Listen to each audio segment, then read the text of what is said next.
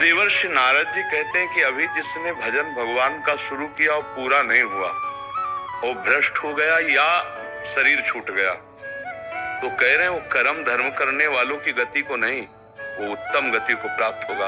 वो क्योंकि उसने भजन माला किया, उसने 10 ही माला किया, 50 ही माला किया, अब ये भजन उसकी उन्नति करेगा। वो कुलवान ऐश्वर्यवान ऐसे उत्तम कुलों में जन्म लेगा और जन्म से ही उसकी भक्ति का रंग चढ़ेगा। और आगे इसलिए महाराज जी देखा जाता है कि कुछ बच्चे ही बचपन से ही भगवत मार्ग पे चलने के लिए प्रेरित हो जाते हैं, क्योंकि उनका पूर्व का भजन है, ये पूर्व का। हाँ, अब जैसे अपने जीवन में देखा कि हमको किसी ने समझाया नहीं है कि भजन करने का उत्तम कार्य होता है, ऐसा कुछ नहीं।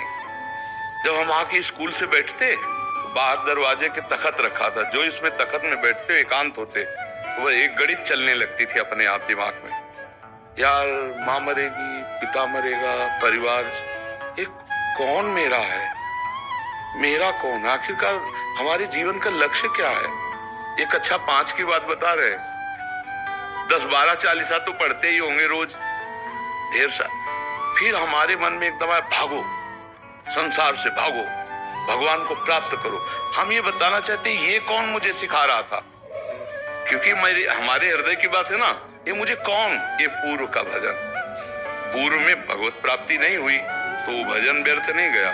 इस जन्म में बचपन से उत्तम कुल ब्रह्म ऋषियों के परिवार में जन्म दिया और बचपन से भागवतिक संस्कार, संत समागम और निकाल के देखो भगवान के मार्ग में। तो भजन कभी व्यर्थ नहीं जाता, चाहे 100 नाम ही क्यों ना हो।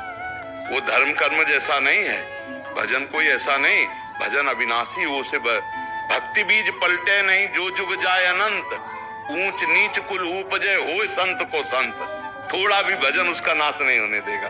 तो जो भजन कर रहे हैं, विषय भी भोग रहे हैं, अभी पूर्ण रूप से भजनानंदी नहीं हुए हैं, तो उनको चांस मिलेगा, उनका अगला जन्म होगा, वो ऐसे महापुरुषों के परिवार में जन्मेंगे जहाँ बचपन से भागवतिक संविधान। अब जैसे ये बच्चा बैठा है, अब ये वृंदावन आकर सत्संग में बैठा है, तो खाली थोड़ी है, अब इसके दिमाग में संस्कार जा रहे हैं, वो अभी कुछ पकड़ पावे ना पावे, परिणाम इसका आगे जीवन में इसके प्रकाश होगा।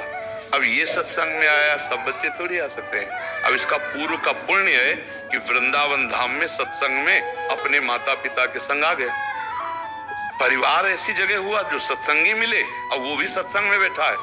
और एक बच्चा है और बच्चे के सामने बोतल से शराब पी रहे, वो देख रहा है, उसके संस्कार बन रहे, पापा ये कुछ पी रहे हैं, धीरे धीरे वो चखेगा, और जब पापा उसको डांटेंगे तब वो आगे बड़ा होके पापा के थप्पड़ जमाएगा, क्योंकि पापा ने संस्कार ही यही डाले। तो ये अशुभ कर्मों से ऐसा संग मिलता है और शुभ कर्मों से ऐसा संग।